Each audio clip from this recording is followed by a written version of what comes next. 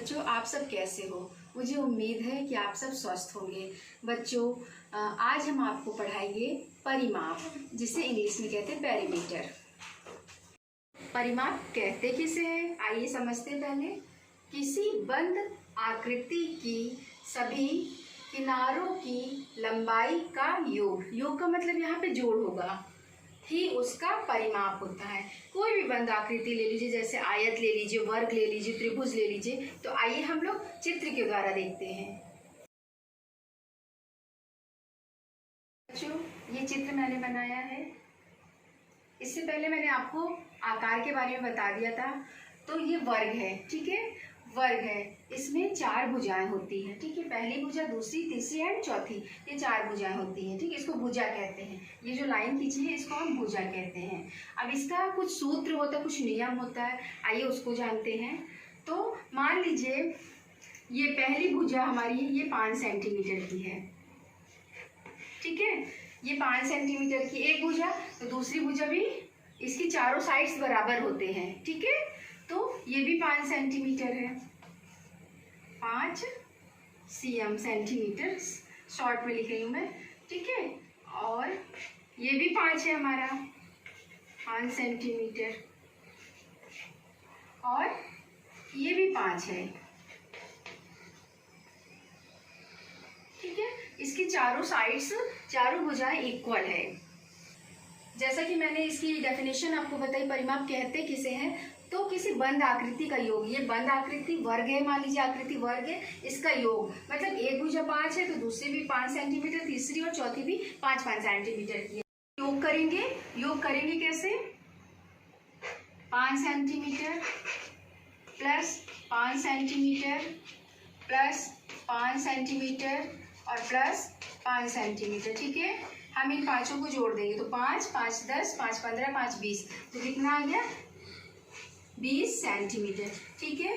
अगर इसको हम गुणे के मेथड से करें तो मैंने बताया था कि जितनी संख्या, एक संख्या को मैंने यहाँ 4 बार जोड़ा है, ठीक है। तो मैं एक बार 5 लिखूंगी, 5 को मैंने 4 बार जोड़ा है तो गुणे 4, ये आपको मैंने गुणे विधि में बता दिया था, ठीक है। तो 5 का पढ़ा 4 बार पढ़ेंगे, 5 एक कम 5, 5 दूनी 10, 5 तिहाई 15, 5 चौक 20, तो यहाँ पे हमारा 20 आ गया इक्वल। मतलब ये भी सही है और ये तो ये शॉर्ट मेथड है, ये लॉन्ग से करेंगे आप, ठीक है। ये 20 सेंटीमीटर आ गया। जो मैंने अभी आपको योग और गुणा करके बताया, एक फॉर्मूला इससे निकल के आता है। फॉर्मूला देखेंगे, हमने वर्ग का देखा था ना, तो यहाँ लिखेंगे वर्ग का परिमाप, ठीक है। मैंने परिमाप बताया था आपको, अभी निकालेंगे कैसे वर्ग का परिमाप। वर्ग का परिमाप होता है एक किनारे की लंबाई, एक, ये फॉर्मूला आपको याद करना पड़ेगा, एक किनारे की लंबाई, एक किनारे की लंबाई का 4 गुना, 4 गुना, इसको आपको लर्न करना पड़ेगा, ठीक है। तो एक किनारे की लंबाई, ये पहला किनारा है तो इसकी लंबाई 5, इसका 4 गुना, तो भाई वर्ग में 4 भुजाएं होती है तो उसका 4 गुना करेंगे तो 5 चौक 20 आ गया। क्लियर हो गया बच्चों? तो अब हमारा दूसरा आकृति है त्रिभुज। त्रिभुज में 3 भुजाएं होती है, जैसे त्रि मतलब 3, इससे पहले मैंने आपको बता दिया। त्रिभुज है, त्रिभुज, अब इसका परिमाप कैसे निकालेंगे हम? त्रिभुज का परिमाप निकालने के लिए मान लीजिए त्रिभुज की भुजाएं दी है, तो पहली भुजा 3 मीटर, ठीक है, दूसरी भुजा 4 मीटर और तीसरी भुजा 5 मीटर, ठीक है बच्चों। ये अलग अलग भुजाएं हैं, तो इसको हम कैसे करेंगे? इसका भी एक सूत्र होता है, एक फॉर्मूला होता है, फॉर्मूला जानेंगे, लिखेंगे त्रिभुज का परिमाप। त्रिभुज का परिमाप क्या होता है? तीनों किनारों की लंबाई का योग, ठीक है। इसका परिमाप होता है तीनों किनारों की लंबाई, शॉर्ट में मैंने लिखा है लंबाई का योग, ठीक है बच्चों। अब पहला किनारा 3 मीटर, दूसरा किनारा 4 मीटर, तीसरा किनारा 5 मीटर, योग करेंगे तो यहाँ पे क्या लिखेंगे? 3 metre plus 4 metre plus 5 metre. ठीक है बच्चों, अब इनको योग करना, योग का मतलब जोड़ होता है, तो 3 में 4 जोड़ेंगे, 4 3 7 हो गया, 7 में 5 जोड़ेंगे तो 12 हो गया। तो हमारा आंसर आ गया 12 मीटर। ये त्रिभुज का परिमाप निकल आया। ठीक है, तो यहाँ पे मैंने चित्र बनाया आयत का। ठीक है, आयत। अब इसका हमें परिमाप निकालना है, तो परिमाप निकालेंगे कैसे। मान लीजिए आयत की एक भुजा 10 मीटर दी हुई है। ठीक है, और दूसरी भुजा 5 मीटर दी है।